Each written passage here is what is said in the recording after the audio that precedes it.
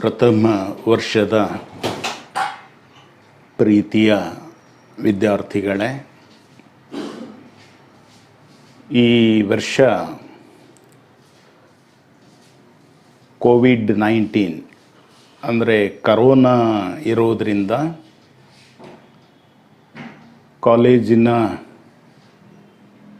ಈ ಪಠ್ಯ ಭಾಗವನ್ನು ವಿದ್ಯಾರ್ಥಿಗಳನ್ನು ಕಾಲೇಜಿಗೆ ಕರೆಸಿಕೊಂಡು ಮಾಡಲಿಕ್ಕೆ ಸಾಧ್ಯವಾಗ್ತಾ ಇಲ್ಲ. ಹಾಗಾಗಿ ಕರೋನಾ ಹೆಚ್ಚಿನ ರೀತಿಯಲ್ಲಿ ಹಬ್ಬತಾ ಇರುವುದರಿಂದ ಈ ಆನ್ಲೈನ್ ಪಾಠಗಳು ಮತ್ತು ಆಫ್ಲೈನ್ ಪಾಠಗಳನ್ನು ಮಾಡಬೇಕು ಅಂತೇಳಿಬಿಟ್ಟು ಇಲಾಖೆ ಆದೇಶಿಸಿರುವುದರಿಂದ ಈ ಥರದ ಆನ್ಲೈನ್ ಮತ್ತು ಆಫ್ಲೈನ್ ಪಾಠಗಳನ್ನು ನಾವು ನಿಮಗೆ ಹೇಳಲೇಬೇಕಾದಂಥ ಒಂದು ಸಂದರ್ಭ ಇದು. ಆದ್ದರಿಂದ ಈ ಪ್ರಥಮ ವರ್ಷದ ವಿದ್ಯಾರ್ಥಿಗಳು ಏನು ಪ್ರಥಮ ವರ್ಷದ ಅಭ್ಯಾಸಕ್ಕೆ ಹೆಸರನ್ನು ನೋಂದಾಯಿಸಿಕೊಂಡಿದ್ದಾರೆ, ಈಗಾಗಲೇ ತುಂಬ ತಡವಾಗಿದೆ. ನಮಗೆ ಜೂನ್ನಲ್ಲಿ ಕಾಲೇಜು ಪ್ರಾರಂಭ ಆಗಬೇಕಾಗಿತ್ತು. ಆದರೆ ಈ ಕರೋನಾದ ಒಂದು ಡಿಸೀಸ್ ಇರೋದರಿಂದ ಅದು ಸಾಧ್ಯವಾಗದೆ ಪರೀಕ್ಷೆಗಳು ವಿಳಂಬವಾಗಿ ಮತ್ತು ಫಲಿತಾಂಶ ಕೂಡ ವಿಳಂಬವಾಗಿ ಆನಂತರ ದಾಖಲಾತಿ ಕೂಡ ವಿಳಂಬವಾಗಿರೋದರಿಂದ ಈಗ ಈ ತರಗತಿಗಳು ಆರಂಭಿಸಬೇಕಾದಂಥ ಒಂದು ಸಂದರ್ಭದಲ್ಲಿ ನಾವಿದ್ದೀವಿ. ಸೊ ಈ ವಿಳಂಬವಾಗಿರೋದರಿಂದ ಎಲ್ಲ ಪಠ್ಯಕ್ರಮಗಳನ್ನು ಮುಗಿಸೋದಕ್ಕೆ ಸಾಧ್ಯವಾಗಲ್ಲ. ಆದ್ದರಿಂದ ಇಲಾಖೆ ಎಷ್ಟು ಪಠ್ಯಭಾಗವನ್ನು ಮುಗಿಸ್ಬೇಕು ಅನ್ನುವಂಥದ್ದನ್ನು ನಿರ್ದೇಶಿಸ್ತಾರೆ. ಬಟ್ ಇಲ್ಲಿಯವರೆಗೂ ಕೂಡ ಇಲಾಖೆ ಎಷ್ಟು ಪಠ್ಯಭಾಗವನ್ನು ಮಾಡಬೇಕು ಅನ್ನೋ ಆದೇಶವನ್ನು ಕೂಡ ಯಾವುದೇ ಕಾಲೇಜಿಗೆ ಇನ್ನೂ ನೀಡಿಲ್ಲ. ಅಲ್ಲಿಯವರೆಗೆ ಈ ಪಠ್ಯಕ್ರಮವನ್ನು ಆದಷ್ಟು ನಿಮಗೆ ಮೊದಲಿನಿಂದಲೇ ಪ್ರಾರಂಭ ಮಾಡಿ ಸಾಧ್ಯವಾಗುವಷ್ಟು ನಿಮಗೆ ತಿಳಿಸುವಂಥ ಒಂದು ಪ್ರಯತ್ನದಲ್ಲಿ ನಾವೆಲ್ಲರೂ ಕೂಡ ಇದ್ದೀವಿ ಅಂತ ಹೇಳ್ತಾ, ಮೊದಲನೆಯ ಪಠ್ಯಕ್ರಮವನ್ನು ಹೇಳುವಂಥ ಸಂದರ್ಭದಲ್ಲಿ ನಮಗೆ 3 ರೀತಿಯ ಒಂದು ಪಠ್ಯಕ್ರಮದಲ್ಲಿ ಭಾಗಗಳಿದ್ದಾವೆ ಅನ್ನುವಂಥದ್ದನ್ನು ನೋಡ್ತೇವೆ. ಒಂದನೇದು ಪದ್ಯ ಭಾಗ. ಆ ಪದ್ಯ ಭಾಗದಲ್ಲಿ ನಮಗೆ ಈ ವರ್ಷದ ಒಂದು ಸಿಲೆಬಸ್ಸಿಗೆ ಇರುವಂಥ ಪದ್ಯಗಳು ಅಂತ ಹೇಳಿದರೆ 15 ಪದ್ಯಗಳಿದ್ದಾವೆ. ಹಾಗೆಯೇ ಗದ್ಯ ಭಾಗಕ್ಕೆ ನಾವು ಬರುವುದಾದರೆ ಸುಮಾರು 9 ಗದ್ಯ ಭಾಗಗಳು ಈ ವರ್ಷದ ಪಠ್ಯ ಭಾಗಕ್ಕೆ ಇದ್ದಾವೆ ಅನ್ನುವಂಥದ್ದನ್ನು ನೋಡ್ತೇವೆ. ಮೂರನೆಯ ಭಾಗ ಅಂತ ಹೇಳಿದರೆ ಬೋಳೇಶಂಕರ ಅನ್ನುವಂಥ ಒಂದು ನಾಟಕ ಕೂಡ ಈ ಪಠ್ಯಕ್ರಮದಲ್ಲಿ ಇದೆ, ನಮ್ಮ ಸಿಲೆಬಸ್ಸಿಗೆ ಇದೆ, ಪ್ರಥಮ ವರ್ಷದ ಸಿಲೆಬಸ್ಸಿಗೆ. ಈ ಬೋಳೇಶಂಕರ ಎನ್ನುವಂಥ ನಾಟಕವನ್ನು ಚಂದ್ರಶೇಖರ್ ಕಂಬಾರ್ ಅವರು ರಚಿಸಿದ್ದಾರೆ ಅನ್ನುವಂಥದ್ದನ್ನು ನಾವಿಲ್ಲಿ ಗಮನಿಸಬೇಕಾಗ್ತದೆ ಅಂತೇಳ್ಬಿಟ್ಟು, ಇಷ್ಟು ಸಿಲೆಬಸ್ಸನ್ನು ಈ ವರ್ಷದ ವಿದ್ಯಾರ್ಥಿಗಳಿಗೆ ನಾವು ಮಾಡಬೇಕಾಗಿತ್ತು. ಆದರೆ ಈ ಕರೋನಾದ ದೃಷ್ಟಿಯಿಂದ ಕಾಲೇಜು ತರಗತಿಗಳು ವಿಳಂಬವಾಗ್ತಾ ಇರೋದರಿಂದ ಮತ್ತು ಆಫ್ಲೈನ್ನಲ್ಲಿ ಮಾಡ್ತಾ ಇರೋದರಿಂದ ಅಷ್ಟು ಸಿಲೆಬಸ್ಸನ್ನು ಮುಗಿಸೋದಕ್ಕೆ ಸಾಧ್ಯವಾಗ್ತದೋ ಇಲ್ವೋ ಗೊತ್ತಿಲ್ಲ. ಬಟ್ ಈಗಂತೂ ಆರಂಭ ಮಾಡಲೇಬೇಕಾಗಿದೆ. ಇಲಾಖೆ ಯಾವ ರೀತಿ ಪಠ್ಯ ಭಾಗವನ್ನು ಎಷ್ಟು ಮುಗಿಸಬೇಕು ಅನ್ನೋದನ್ನು ನಿರ್ದೇಶಿಸಿದ ಮೇಲೆ ನಾವು ನಿಮಗೆ ಅಷ್ಟು ಪಠ್ಯಭಾಗವನ್ನು ಮಾಡಲಿಕ್ಕೆ ಕ್ರಮವನ್ನು ತೆಗೆದುಕೊಳ್ತೀವಿ ಅಂತ ಈ ಸಂದರ್ಭದಲ್ಲಿ ನಿಮಗೆ ಹೇಳ್ತಾ, ಎಲ್ಲರೂ ಕೂಡ ಈ ಆನ್ಲೈನ್ ಮತ್ತು ಆಫ್ಲೈನ್ ಕ್ಲಾಸ್ಗಳಿಗೆ ಹಾಜರಾಗಿ ಶಿಕ್ಷಕರು ಹೇಳುವಂಥ, ಉಪನ್ಯಾಸಕರು ಹೇಳುವಂಥ ಎಲ್ಲ ಪಾಠಗಳನ್ನು ಭಾಳ ಒಳ್ಳೆಯ ಮನಸ್ಸಿನಿಂದ ಕೇಳಿಸ್ಕೊಳ್ಬೇಕು ಅಂತ ಹೇಳ್ತಾ, ನಾನು ಈಗ ಈ ಪಠ್ಯಕ್ರಮವನ್ನು ಸಿಲೆಬಸ್ಸನ್ನು ಆರಂಭಿಸೋದಕ್ಕೆ ಸಿದ್ಧನಾಗಿದ್ದೀನಿ ಅಂತೇಳ್ಬಿಟ್ಟು ನಾನು ಹೇಳಿದ ಹಾಗೆ ಮೊದಲನೆಯ ಪದ್ಯ ಭಾಗ ನಾನು ಮಾಡ್ತಾ ಹೋಗ್ತೀನಿ ಫಸ್ಟಿಗೆ ಪ್ರಾರಂಭದಲ್ಲಿ, ಆನಂತರ ಗದ್ಯ ಭಾಗ ಹೇಳ್ತಾ ಹೋಗ್ತೀನಿ. ನಾನು ಒಂದು ಪದ್ಯ ಭಾಗ ಹೇಳಿದರೆ ಎರಡನೇದಾಗಿ ಗದ್ಯ ಭಾಗವನ್ನು ತೆಗೆದುಕೊಳ್ತೇನೆ. ಹೀಗೆ ಮಾಡ್ತಾ ಮುಂದೆ ನಾವು ಸಿಲೆಬಸ್ಸನ್ನು ನೋಡೋದಕ್ಕೆ ಸಾಧ್ಯವಾಗ್ತದೆ ಅನ್ನುವಂಥದ್ದನ್ನು ತಿಳಿಸ್ತಾ, ಮೊದಲನೆಯ ಪದ್ಯ ಭಾಗ ಅಂತೇಳಿದರೆ ದುರ್ಯೋಧನ ವಿಲಾಪ ಅಂತೇಳಿಬಿಟ್ಟು ರನ್ನನ ಕಾವ್ಯ ಇದು. ದುರ್ಯೋಧನ ವಿಲಾಪ ಅಂದರೆ ದುರ್ಯೋಧನ ದುಃಖ ಅನ್ನುವಂಥದ್ದು ಈ ಕಾವ್ಯದ ಒಂದು ಹಿನ್ನೆಲೆ ಅನ್ನುವಂಥದ್ದನ್ನು ನಾವಿಲ್ಲಿ ಗಮನಿಸಬೇಕಾಗ್ತದೆ ಅಂತೇಳ್ಬಿಟ್ಟು, ಈ ಪದ್ಯ ಭಾಗದ ಹಿನ್ನೆಲೆಯನ್ನು ನಾವು ನೋಡಬೇಕು ಅಂತ ಹೇಳಿದರೆ, ದುರ್ಯೋಧನ ಈ ಮಹಾಭಾರತದಲ್ಲಿ ಬರುವಂಥ ಬಹಳ ದೊಡ್ಡ ರಾಜ ಮತ್ತು ಅಷ್ಟೇ ಅದೇ ರೀತಿಯ ಒಬ್ಬ ಖಳನಾಯಕ ಅನ್ನುವಂಥದ್ದನ್ನು ನಮಗೆ ಮಹಾಭಾರತ ತಿಳಿಸ್ತಾ ಹೋಗ್ತದೆ ಅನ್ನುವಂಥದ್ದನ್ನು ನೋಡ್ತೇವೆ. ಈ ಮಹಾಭಾರತವನ್ನು ವ್ಯಾಸನಿಂದ ಹಿಡಿದು ಅನೇಕ ಜನ ಕವಿಗಳು, ಲೇಖಕರು ತಮ್ಮದೇ ಆದ ದೃಷ್ಟಿಕೋನವನ್ನು ಇಟ್ಕೊಂಡು ಈ ಮಹಾಭಾರತವನ್ನು ಪುನರ್ರಚಿಸಿರುವಂಥದ್ದನ್ನು ನಾವಿಲ್ಲಿ ಕಾಣ್ತೇವೆ ಅಂತೇಳ್ಬಿಟ್ಟು, ರನ್ನನ ದೃಷ್ಟಿಯಲ್ಲಿ ದುರ್ಯೋಧನ ವಿಲಾಪ ಎನ್ನುವಂಥ ಈ ಪದ್ಯ ಭಾಗ ಇದೆಯಲ್ಲ, ಅದು ಹೇಗೆ ರಚನೆಗೊಂಡಿದೆ ಅನ್ನುವಂಥದ್ದನ್ನು ನಾವಿಲ್ಲಿ ತಿಳ್ಕೊಳ್ಬೇಕಾಗ್ತದೆ.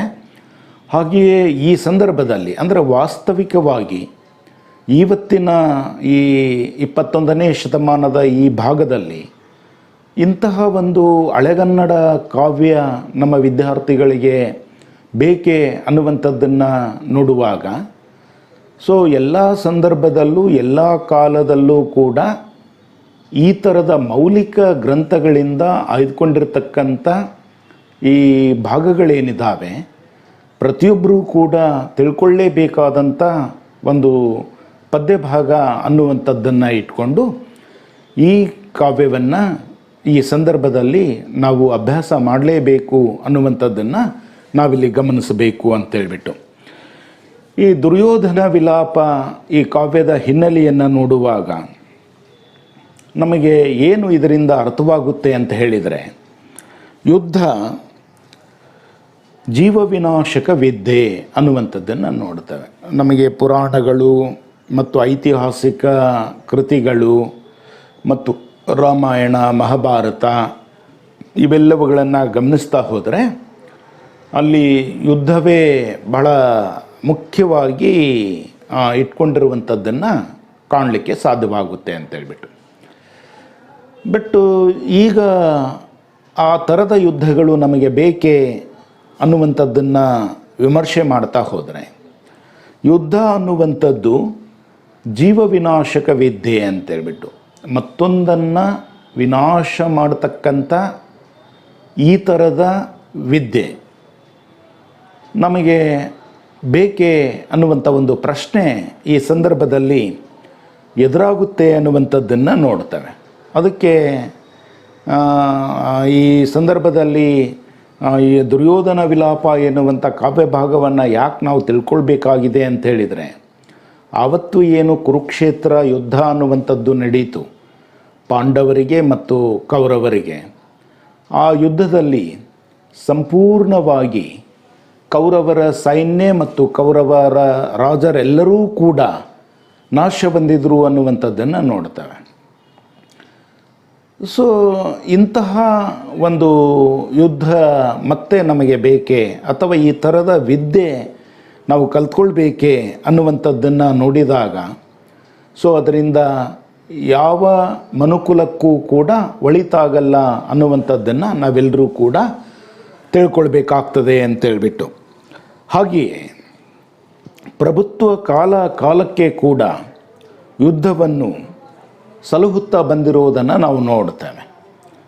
ಆನಂತರ ನಾವೇನು ಆಧುನಿಕ ಪ್ರಪಂಚದಲ್ಲಿ ಆಧುನಿಕ ಬದುಕನ್ನು ರೂಪಿಸಿಕೊಳ್ಳುವಂಥ ಸಂದರ್ಭದಲ್ಲಿ ಈ ಥರದ ಒಂದು ಸಂವಿಧಾನವನ್ನು ಇಟ್ಕೊಂಡು ನಾವೇನು ಆಧುನಿಕ ಬದುಕನ್ನು ಮಾಡಲಿಕ್ಕೆ ತೊಡಗಿದ್ದೀವಿ. ಇಂತಹ ಒಂದು ಸಂದರ್ಭದಲ್ಲೂ ಕೂಡ, ಪ್ರಭುತ್ವದ ಸಂದರ್ಭದಲ್ಲೂ ಕೂಡ ಕಾಲಕ್ಕೆ ಈ ಯುದ್ಧಗಳು ನಡೀತಾ ಬಂದಿದ್ದಾವೆ. ಇವುಗಳನ್ನು ಅನೇಕ ಪ್ರಭುತ್ವಗಳು ಸಲಹುತ್ತಾ ಬಂದಿದ್ದಾವೆ, ಅವುಗಳನ್ನು ಪೋಷಿಸ್ತಾ ಬಂದಿದ್ದಾವೆ ಅನ್ನುವಂಥದ್ದನ್ನು ನೋಡ್ತೇವೆ. ಬೇಕಾದಷ್ಟು ಇದಕ್ಕೆ ನಿದರ್ಶನಗಳನ್ನು ಕೂಡ ನಾವು ತಿಳ್ಕೊಳ್ಳೋದಕ್ಕೆ ಸಾಧ್ಯವಾಗುತ್ತೆ ಎನ್ನುವಂಥದ್ದನ್ನು ಕಾಣಬಹುದು ಅಂತೇಳ್ಬಿಟ್ಟು, ಆಧುನಿಕ ಸಮಾಜವನ್ನು ಕೂಡ, ಇವತ್ತಿನ ಸಮಾಜವನ್ನು ಇಟ್ಕೊಂಡು ಮಾತನಾಡೋದಾದರೆ, ಈ ಆಧುನಿಕ ಸಮಾಜದಲ್ಲೂ ಕೂಡ ಈ ಥರದ ಯುದ್ಧಗಳು, ಈ ಥರದ ಭೂತಗಳು ನಮ್ಮನ್ನು ಇನ್ನೂ ಬಿಟ್ಟಿಲ್ಲ ಅನ್ನುವಂಥದ್ದನ್ನು ನೋಡ್ತೇವೆ. ಯಾಕೆ ಅಂತ ಹೇಳಿದರೆ, ಸಾಕಷ್ಟು ವಿದ್ಯೆಯಲ್ಲಿ ಪ್ರಗತಿಯನ್ನು, ವಿಜ್ಞಾನದಲ್ಲಿ ಪ್ರಗತಿಯನ್ನು, ಸಾಕಷ್ಟು ಬದಲಾವಣೆಗಳನ್ನು ನಾವು ತಂದುಕೊಂಡಿದ್ರೂ ಕೂಡ ಆ ಯುದ್ಧದ ಭೂತ ಅನ್ನುವಂಥದ್ದು ನಮ್ಮನ್ನು ಇನ್ನೂ ಕೂಡ ಬಿಟ್ಟಿಲ್ಲ ಅನ್ನುವಂಥದ್ದನ್ನು ನೋಡುತ್ತೇವೆ. ಉದಾಹರಣೆಗೆ, ಮೊದಲನೆಯ ಪ್ರಪಂಚ ಯುದ್ಧ ಮತ್ತು ಎರಡನೆಯ ಪ್ರಪಂಚ ಯುದ್ಧ, ಈ ಎರಡೂ ಯುದ್ಧಗಳು ಆಧುನಿಕ ಕಾಲದ ಸಂದರ್ಭದಲ್ಲಿ ನಾವು ನೋಡುವಾಗ ಈಗಲೂ ಅದನ್ನು ನಿದರ್ಶನವಾಗಿ ಇಟ್ಕೊಳ್ಳೋದಾದರೆ, ಈ ಹಿರೋಶಿಮಾ ನಾಗಾಸಕಿ ದುರಂತಗಳೇನಿದ್ದಾವೆ ಅವುಗಳನ್ನು ಈಗಲೂ ನಾವು ತಿಳ್ಕೊಂಡಾಗ ಅದು ಜೀವ ವಿನಾಶಕ ಅನ್ನುವಂಥದ್ದು ಇದರಿಂದ ಅರ್ಥವಾಗುತ್ತೆ ಅನ್ನುವಂಥದ್ದನ್ನು ನೋಡ್ತೇವೆ. ಇವುಗಳನ್ನು ಸಾಕ್ಷಿಯಾಗಿ ಇಟ್ಕೊಳ್ಳೋದಾದರೆ, ನಮಗೆ ಹಿಂದಿನ ಪ್ರಭುತ್ವದ ಸಂದರ್ಭದಲ್ಲಿ ಯುದ್ಧಗಳು ಯಾವ ರೀತಿ ಜರುಗಿದ್ದಾವೆ ಅನ್ನುವಂಥದ್ದನ್ನು ಸಾಕ್ಷಿಯ ಸಮೇತ ನೋಡಲಿಕ್ಕೆ ಸಾಧ್ಯವಾಗಲ್ಲ. ಆದರೆ ಈ ಹಿರೋಶಿಮಾ ನಾಗಾಸಕಿ, ಈ ಮೊದಲನೆಯ ಮತ್ತು ಪ್ರಪಂಚದ ಎರಡನೆಯ ಯುದ್ಧದ ಸಂದರ್ಭದಲ್ಲಿ ನಡೆದಂಥ ಈ ದುರಂತಗಳನ್ನು ಸಾಕ್ಷಿಯಾಗಿ ಇಟ್ಕೊಳ್ಳೋದಾದರೆ, ಹೇಗೆ ಮನುಕುಲ ಹಾಳಾಗಿದೆ, ಹೇಗೆ ನಾಶವಾಗಿದೆ ಮತ್ತು ಯಾವ ರೀತಿ ವಿನಾಶದ ಕಡೆಗೆ ನಾವೆಲ್ಲರೂ ಕೂಡ ಹೋಗ್ತಾ ಇದ್ದೀವಿ ಅನ್ನುವಂಥದ್ದನ್ನು ಕೂಡ ಇದರಿಂದ ತಿಳ್ಕೊಳ್ಳೋದಕ್ಕೆ ಸಾಧ್ಯವಾಗ್ತದೆ ಅಂತೇಳ್ಬಿಟ್ಟು, ಹಾಗಾಗಿ ಬುದ್ಧನಂಥ ಸಂತರೆಲ್ಲರೂ ಕೂಡ, ಅನೇಕ ಜನ ಸಂತರೇನಿದ್ದಾರೆ, ಶರಣರೇನಿದ್ದಾರೆ, ಅವರೆಲ್ಲರೂ ಕೂಡ ಈ ಯುದ್ಧಗಳನ್ನು ನಿರಾಕರಿಸ್ತಾ ಬಂದಿದ್ದಾರೆ, ವಿರೋಧಿಸ್ತಾ ಬಂದಿದ್ದಾರೆ. ಬುದ್ಧ ಮನೆಯನ್ನೇ ಬಿಟ್ಟು ರಾಜವಂಶದಲ್ಲಿ ಹುಟ್ಟಿದ್ರೂ ಕೂಡ ಆ ಯುದ್ಧದ ನೀತಿಗಳನ್ನು ದೂರ ಸರಿಸಿ ಆ ಮನೆಯನ್ನೇ ತೊರೆದು ಶಾಂತಿಯ ಕಡೆಗೆ ಆತ ಸಂತನಾಗಿ ಹೋಗಲಿಕ್ಕೆ ಸಾಧ್ಯವಾಯಿತು ಅನ್ನುವಂಥದ್ದನ್ನು ನೋಡ್ತೇವೆ. ಅಂದರೆ ಯುದ್ಧದಿಂದ ವಿನಾಶವನ್ನು ಕಾಣಬಹುದೇ ಹೊರತು ಯಾವುದೇ ರೀತಿಯ ಒಂದು ಪ್ರಗತಿಯನ್ನು ಕಾಣುವುದಕ್ಕೆ, ಬದುಕನ್ನು ಕಾಣುವುದಕ್ಕೆ ಆಗಲ್ಲ ಅನ್ನುವಂಥದ್ದು. ಯುದ್ಧದ ಘೋರ ಪರಿಣಾಮಗಳೇನಿದ್ದಾವೆ ಅದನ್ನು ಇವತ್ತೂ ಕೂಡ ನಾವು ಎದುರಿಸ್ತಾ ಇದ್ದೀವಿ ಅನ್ನುವಂಥದ್ದನ್ನು ಕಾಣಲಿಕ್ಕೆ ಸಾಧ್ಯವಾಗ್ತದೆ. ಹಾಗಾಗಿ ಈ ಯುದ್ಧಗಳ ಪರಿಣಾಮವನ್ನು ನೋಡಿದರೆ, ದುಷ್ಪರಿಣಾಮಗಳೇನಾಗಿದ್ದಾವೆ ಅವೆಲ್ಲವುಗಳನ್ನು ಜಗತ್ತಿನ ಅಧಿಕಾರಿಶಾಹಿಗಳೇನಿದ್ದಾರೆ, ಅಧಿಕಾರಿ ವರ್ಗ ಏನಿದೆ, ಅವರು ಅದನ್ನು ತಿಳ್ಕೊಳ್ಬೇಕಾಗಿದೆ. ಯುದ್ಧ ಬೇಕೇ ಅಥವಾ ಬೇಡವೇ ಅನ್ನುವಂಥದ್ದನ್ನು ಅವರು ಸಾಕ್ಷಿಯ ಸಮೇತ ನಿದರ್ಶನಗಳ ಮೂಲಕ ತಿಳ್ಕೊಂಡು ಅವೆಲ್ಲ ಯುದ್ಧಗಳನ್ನು, ಮುಂದೆ ಬರ್ತಕ್ಕಂಥ ಈ ಥರದ ಸಂದರ್ಭಗಳನ್ನು ನಾವು ಹೇಗೆ ಅದನ್ನು ವಿರೋಧಿಸಬೇಕು ಅನ್ನುವಂಥದ್ದನ್ನು ಕೂಡ ಇಲ್ಲಿ ಅರ್ಥೈಸ್ಕೊಳ್ಬೇಕಾಗ್ತದೆ ಅಂತೇಳ್ಬಿಟ್ಟು, ಹಾಗಾಗಿ ಅದಕ್ಕೆ ಭಾಳ ಸ್ಪಷ್ಟವಾದಂಥ ಒಂದು ನಿದರ್ಶನ ಅಂತೇಳಿದರೆ, ಅಶೋಕ ಚಕ್ರವರ್ತಿ ಇದ್ದಾನೆ. ಹೇಗೆ ಆತ ಕಳಿಂಗ ಯುದ್ಧವನ್ನು ಮಾಡಿ ಆನಂತರದಲ್ಲಿ ಆ ಯುದ್ಧದಿಂದ ಆತ ಯುದ್ಧವನ್ನು ನಿರಾಕರಿಸ್ತಾನೆ ಎನ್ನುವಂಥದ್ದನ್ನು ನೋಡ್ತೇವೆ. ಆ ಯುದ್ಧ ನೀತಿಯನ್ನೇ ಆತ ವಿರೋಧಿಸ್ತಾನೆ ಎನ್ನುವಂಥದ್ದನ್ನು ಕಾಣ್ತೇವೆ. ಹಾಗೆ ನಾವೆಲ್ಲರೂ ಕೂಡ ಈ ಅಶೋಕನ ರೀತಿಯಲ್ಲಿ ಯುದ್ಧಗಳನ್ನು ವಿರೋಧಿಸ್ತಕ್ಕಂಥ, ನಿರಾಕರಿಸ್ತಕ್ಕಂಥ ವ್ಯಕ್ತಿತ್ವವನ್ನು, ಮನಸ್ಥಿತಿಯನ್ನು ಬೆಳೆಸ್ಕೊಳ್ಬೇಕು ಅನ್ನುವಂಥದ್ದನ್ನು ಈ ಪದ್ಯದ ಮೂಲಕ ನಾವು ತಿಳ್ಕೊಳ್ಳೋದಕ್ಕೆ ಸಾಧ್ಯವಾಗ್ತದೆ ಅನ್ನುವಂಥದ್ದನ್ನು ನಾವಿಲ್ಲಿ ಗಮನಿಸಬಹುದು ಅಂತೇಳ್ಬಿಟ್ಟು ಇಷ್ಟು ನಾವು ಈ ಪದ್ಯದ ಹಿನ್ನೆಲೆಯನ್ನು ತಿಳ್ಕೊಳ್ಬಹುದು ಅಂತೇಳ್ಬಿಟ್ಟು. ಹಾಗೆಯೇ ಈ ದುರ್ಯೋಧನ ವಿಲಾಪ ರಚಿತ ಕವಿ ಅಂತ ಹೇಳಿದರೆ ರನ್ನ ಅಂತೇಳ್ಬಿಟ್ಟು, ರನ್ನನ ಒಂದಿಷ್ಟು ಪರಿಚಯವನ್ನು ನಾವು ಇಲ್ಲಿ ನೋಡೋದಾದರೆ, ಆತನ ಕಾಲಮಾನ ಅಂತ ಹೇಳಿದರೆ 949 ಅಂತೇಳಿಬಿಟ್ಟು, ರನ್ನ ರತ್ನತ್ರಯರಲ್ಲಿ ಒಬ್ಬನು ಅನ್ನುವಂಥದ್ದನ್ನು ನೋಡ್ತೇವೆ. ರತ್ನತ್ರಯರು ಏನು 3 ಜನ ಇದ್ದಾರೆ, ಆ 3ರಲ್ಲಿ ರನ್ನ ಕೂಡ ಒಬ್ಬರಾಗಿದ್ದರು ಅನ್ನುವಂಥದ್ದನ್ನು ಗಮನಿಸ್ತೇವೆ. ರನ್ನನ ಜನ್ಮಸ್ಥಳ ಅಂತೇಳಿದರೆ ಬಾಗಲಕೋಟೆ ಜಿಲ್ಲೆಯ ಮುದುವಳಲು ಅಂತೇಳಿಬಿಟ್ಟು ಹೇಳ್ತಾರೆ. ಈಗ ಅದನ್ನು ಮುದೋಳ ಅಂತೇಳಿಬಿಟ್ಟು ನಾವು ಕರಿತಾ ಇದ್ದೀವಿ ಅನ್ನುವಂಥದ್ದು. ತಂದೆ ಜಿನವಲ್ಲಭ ಅಂತೇಳಿಬಿಟ್ಟು, ತಾಯಿ ಅಬ್ಬಲಬ್ಬೆ ಅಂತೇಳಿಬಿಟ್ಟು ನಾವು ಗುರುತಿಸ್ತೇವೆ. ಬಳೆಗಾರ ವೃತ್ತಿಯ ಮನೆತನದಿಂದ ಬಂದಿರತಕ್ಕಂಥ ರನ್ನ, ಆತನಿಗೆ ಹಿಂದೆ ವೃತ್ತಿ ಅಂತ ಹೇಳಿದರೆ ತಂದೆ ಮತ್ತು ಹಿರಿಯರು ಯಾವ ವೃತ್ತಿಯನ್ನು ಅವಲಂಬಿಸಿದ್ರು ಅದೇ ವೃತ್ತಿಯಲ್ಲಿ ವ್ಯಕ್ತಿ ಮುಂದುವರಿಬೇಕು ಅನ್ನುವಂಥ ನಿಯಮಗಳಿದ್ದವು ಅನ್ನುವಂಥದ್ದನ್ನು ಕಾಣ್ತವೆ. ಆದರೆ ರನ್ನ ತನ್ನ ತಂದೆ ಮಾಡಿರ್ತಕ್ಕಂಥ ಈ ಬಳೆಗಾರ ವೃತ್ತಿಯನ್ನು ನಿರಾಕರಿಸಿ ತೀವ್ರವಾಗಿರ್ತಕ್ಕಂಥ ವಿದ್ಯಾಕಾಂಕ್ಷೆಯನ್ನು, ಅದರ ತುಡಿತದಿಂದ ಶ್ರವಣ ಬೆಳಗೋಳಕ್ಕಾಗಿ ಆತ ವಿದ್ಯೆಯನ್ನು ಕಲಿಬೇಕು ಅಂತೇಳಿಬಿಟ್ಟು ತಾತ್ಕಾಲಿಕವಾಗಿ ಬಂದು ನೆಲೆ ನಿಂತ ಅನ್ನುವಂಥದ್ದನ್ನು ಆತನ ಒಂದು ಪರಿಚಯದಲ್ಲಿ ನಾವು ಗಮನಿಸಲಿಕ್ಕೆ ಸಾಧ್ಯವಾಗ್ತದೆ ಅಂತೇಳ್ಬಿಟ್ಟು.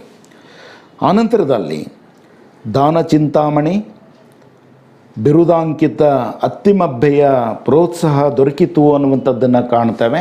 ಆತೇನು ಶ್ರವಣ ಬೆಳಗೋಳದಲ್ಲಿ ತಾತ್ಕಾಲಿಕವಾಗಿ ನೆಲೆ ನಿಂತ, ಅಲ್ಲಿ ದಾನ ಚಿಂತಾಮಣಿ ಎನ್ನುವಂಥ ಬಿರುದಾಂಕಿತವನ್ನು ಹೊಂದಿರತಕ್ಕಂಥ ಅತ್ತಿಮಬ್ಬೆಯ ಒಂದು ಪ್ರೋತ್ಸಾಹ ಆತನಿಗೆ ಸಿಗ್ತಾ ಇದೆ ಅನ್ನುವಂಥದ್ದನ್ನು ನೋಡ್ತೇವೆ. ಆನಂತರದಲ್ಲಿ ಅಜಿತ ಸೇನಾಚಾರ್ಯರಿಂದ ಆತ ವಿದ್ಯೆಯನ್ನು ಸಂಪಾದಿಸಿಕೊಳ್ತಾನೆ ಎನ್ನುವಂಥದ್ದನ್ನು ನೋಡ್ತೇವೆ. ಮೊದಲು ಗಂಗರ ಮಂತ್ರಿ ಚಾವುಂಡರಾಯನ ಆಶ್ರಯವನ್ನು ಆತ ಪಡ್ಕೊಳ್ತಾನೆ. ವಿದ್ಯೆಯನ್ನು ಪಡ್ಕೊಂಡ ಮೇಲೆ, ಅಜಿತ ಸೇನಾಚಾರ್ಯರಿಂದ ವಿದ್ಯೆಯನ್ನು ಸಂಪಾದಿಸಿದ ಮೇಲೆ ಆತ ಗಂಗರ ಒಂದು ಮಂತ್ರಿಯಾಗಿರ್ತಕ್ಕಂಥ ಚಾವುಂಡರಾಯನ ಆಶ್ರಯವನ್ನು ಪಡ್ಕೊಳ್ತಾನೆ. ಗಂಗರ ಪತನಾನಂತರ, ಗಂಗರು ಆನಂತರದಲ್ಲಿ ಯುದ್ಧದಲ್ಲಿ ಭಾಗವಹಿಸಿ ಏನು ಪತನವನ್ನು ಹೊಂದುತ್ತಾರೆ, ಅವರ ಪತನಾನಂತರ ಚಾಲುಕ್ಯ ದೊರೆ ತೈಲಪ ಹಾಗೂ ಸತ್ತಾಶ್ರಯ ಇರವೆಬೆಡಂಗ ಅಂತೇಳಿಬಿಟ್ಟು ಆತನ ಆಸ್ಥಾನದಲ್ಲಿ ಈತ ಕವಿಯಾಗಿದ್ದ ಅನ್ನುವಂಥದ್ದನ್ನು ಅಲ್ಲಿ ಕಾಣಲಿಕ್ಕೆ ಸಾಧ್ಯವಾಗ್ತದೆ ಅಂತೇಳ್ಬಿಟ್ಟು. ಅಜಿತ ತೀರ್ಥಂಕರ ಪುರಾಣ ಮತ್ತು ಸಾಹಸ ಭೀಮ ವಿಜಯಂ ಎನ್ನುವಂಥ ಕಾವ್ಯಗಳು ರನ್ನನಿಂದ ರಚಿತವಾಗಿದ್ದಾವೆ ಎನ್ನುವಂಥದ್ದನ್ನು ನೋಡ್ತವೆ. ಆ ಎರಡೂ ಕಾವ್ಯಗಳು ಮಾತ್ರ ನಮಗೆ ಉಪಲಬ್ಧವಾಗಿದ್ದಾವೆ ಅನ್ನುವಂಥದ್ದನ್ನು ಕೂಡ ನಾವು ತಿಳ್ಕೊಳ್ಬೇಕಾಗುತ್ತೆ. ಆ ಎರಡೂ ಕಾವ್ಯಗಳು ಚಂಪೂ ಶೈಲಿಯಲ್ಲಿ ರಚಿತವಾಗಿದ್ದಾವೆ ಎನ್ನುವಂಥದ್ದನ್ನು ನೋಡ್ತವೆ. ಚಂಪೂ ಶೈಲಿಯ ಕೃತಿಗಳಲ್ಲೊಂದಾದ ಸಾಹಸ ಭೀಮ ವಿಜಯಂನಲ್ಲಿ, ಆ ಕೃತಿಯಲ್ಲಿ ರನ್ನನು ಪಂಪ ಕವಿ ಅರಿಕೇಸರಿಯನ್ನು ಸಮೀಕರಿಸಿ ಕಾವ್ಯ ರಚಿಸಿದಂತೆ ಸಾಹಸ ಭೀಮ ಬಿರುದಾಂಕಿತ ಇರವೆಬೆಡಂಗ ಸತ್ತಾಶ್ರಯವನ್ನು ಭೀಮನೊಂದಿಗೆ ಸಮೀಕರಿಸಿದ್ದಾನೆ. ಪಂಪ ಕೂಡ 2 ಕೃತಿಗಳನ್ನು ರಚನೆ ಮಾಡ್ತಾನೆ. ಅದರಲ್ಲಿ ತನ್ನ ರಾಜನಾಗಿರ್ತಕ್ಕಂಥ ಅರಿಕೇಸರಿಯನ್ನು ಅರ್ಜುನನಿಗೆ ಹೋಲಿಸ್ತಾನೆ. ಆತ ಸಮೀಕರಿಸಿ ಕಾವ್ಯವನ್ನು ರಚನೆ ಮಾಡ್ತಾನೆ ಅನ್ನುವಂಥದ್ದನ್ನು ನೋಡ್ತೇವೆ. ಹಾಗೆಯೇ ಪಂಪ ಕವಿ ಏನಿದಾನಲ್ಲ, ರನ್ನ ಕವಿ ಏನಿದಾನಲ್ಲ, ಸಾಹಸ ಭೀಮ ವಿಜಯಂ ಇರಬೇಬೇಡಂಗ ಆ ರೀತಿಯಲ್ಲಿ ಭೀಮನೊಂದಿಗೆ ಈತ ಸಮೀಕರಿಸ್ತಾನೆ ಅನ್ನುವಂಥದ್ದನ್ನು ನಾವಿಲ್ಲಿ ಗಮನಿಸೋದಕ್ಕೆ ಸಾಧ್ಯವಾಗ್ತದೆ ಅಂತೇಳ್ಬಿಟ್ಟು.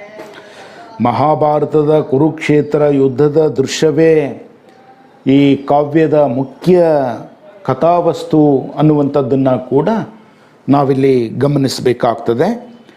ಇಡೀ ಮಹಾಭಾರತವನ್ನು ಸಿಂಹಾವಲೋಕನ ಕ್ರಮದಲ್ಲಿ ನಿರೂಪಿಸಿದ್ದಾನೆ ರನ್ನ ಅನ್ನುವಂಥದ್ದನ್ನು ಕೂಡ ನಾವು ಅರ್ಥೈಸ್ಕೊಳ್ಬೇಕಾಗ್ತದೆ. ಇವನ ಇಡೀ ಕಾವ್ಯದಲ್ಲಿ ನಾಟಕೀಯ ಶೈಲಿಯಲ್ಲೂ ಕೂಡ ಅದು ರಚಿತವಾಗಿದೆ ಅನ್ನುವಂಥದ್ದನ್ನು ನಾವು ನೋಡಬಹುದು ಅಂತೇಳ್ಬಿಟ್ಟು. ಮಹಾಭಾರತ ಯುದ್ಧದಲ್ಲಿ ತನ್ನವರನ್ನೆಲ್ಲರನ್ನೂ ಕಳೆದುಕೊಂಡ ದುರ್ಯೋಧನನು ಯುದ್ಧ ಭೂಮಿಯಲ್ಲಿ ಶರಶಯ್ಯೆಯಲ್ಲಿದ್ದ ತಾತ ಭೀಷ್ಮನನ್ನು ಭೇಟಿ ಮಾಡಲು ಸಂಜಯನೊಡನೆ ಬರುತ್ತಾನೆ. ಈ ಪದ್ಯದ ಪ್ರಾರಂಭದಲ್ಲಿ ನಾವು ನೋಡೋದಾದರೆ ಮಹಾಭಾರತದ ಎನ್ನುವಂಥ ಗ್ರಂಥದಲ್ಲಿ ಕುರುಕ್ಷೇತ್ರ ಎನ್ನುವಂಥ ಯುದ್ಧ ನಡೆಯುತ್ತೆ. ಕುರುಕ್ಷೇತ್ರದಲ್ಲಿ ಪಾಂಡವರು ಮತ್ತು ಕೌರವರು ಈ ಇಬ್ಬರ ನಡುವೆ ನಡೆಯುವಂಥ ಯುದ್ಧದಲ್ಲಿ ದುರ್ಯೋಧನನ ಕಡೆಯ ಎಲ್ಲರೂ ಕೂಡ, ಕುರುವಂಶದ ಎಲ್ಲರೂ ಕೂಡ, ಕೌರವರೆಲ್ಲರೂ ಕೂಡ ಆ ಯುದ್ಧದಲ್ಲಿ ಸೋಲನ್ನು ಮತ್ತು ಸಾವನ್ನು ಅನುಭವಿಸ್ತಾರೆ ಎನ್ನುವಂಥದ್ದನ್ನು ನೋಡ್ತಾ ಕೊನೆಗೆ ಉಳಿದಿರೋನು ಯಾರು ಅಂತೇಳಿದರೆ ದುರ್ಯೋಧನ ಒಬ್ಬನೇ ಅಂತೇಳ್ಬಿಟ್ಟು. ಈ ದುರ್ಯೋಧನ ಪಾಂಡವರನ್ನು ಎದುರು ಹಾಕಿಕೊಳ್ಳೋದಕ್ಕೆ ಸಾಧ್ಯವಾಗದೆ ಅಲ್ಲಿಂದ ತಪ್ಪಿಸಿಕೊಳ್ಬೇಕು ಅನ್ನುವಂಥ ಯೋಚನೆಯನ್ನು ಮಾಡಿ ಶರಶಯ್ಯೆಯಲ್ಲಿದ್ದ ಯುದ್ಧ ಭೂಮಿಯಲ್ಲಿ ಶರಶಯ್ಯೆಯಲ್ಲಿ ಮಲಗಿರ್ತಕ್ಕಂಥ ತಾತನಾಗಿರ್ತಕ್ಕಂಥ ಭೀಷ್ಮನನ್ನು ಭೇಟಿ ಮಾಡುವುದಕ್ಕೆ ಸಂಜಯನೊಡನೆ ಅಲ್ಲಿಗೆ ಬರ್ತಾನೆ ಅಂತೇಳ್ಬಿಟ್ಟು. ಆ ಬರುವಂಥ ಸಂದರ್ಭದಲ್ಲಿ ತಾತನಾಗಿರ್ತಕ್ಕಂಥ ಭೀಷ್ಮನನ್ನು ಭೇಟಿ ಮಾಡಲಿಕ್ಕೆ ಬರುವಂಥ ಸಂದರ್ಭದಲ್ಲಿ ಆ ಯುದ್ಧ ಭೂಮಿಯನ್ನು ದಾಟಬೇಕಾಗಿತ್ತು ದುರ್ಯೋಧನ. ಆ ಯುದ್ಧ ಭೂಮಿಯಲ್ಲಿ ನಡೆದುಕೊಂಡು ಬರುವಂಥ ಸಂದರ್ಭದಲ್ಲಿ ಸತ್ತು ಬಿದ್ದಿರುವ ವೈರಿ ಪಕ್ಷದ ವೀರ ಅಭಿಮನ್ಯು ಅಲ್ಲಿ ಆತನಿಗೆ ಕಾಣಿಸಿಕೊಳ್ತಾನೆ. ಸತ್ತು ಬಿದ್ದಿರುವುದು ಈತನಿಗೆ ಗೊತ್ತಾಗ್ತದೆ.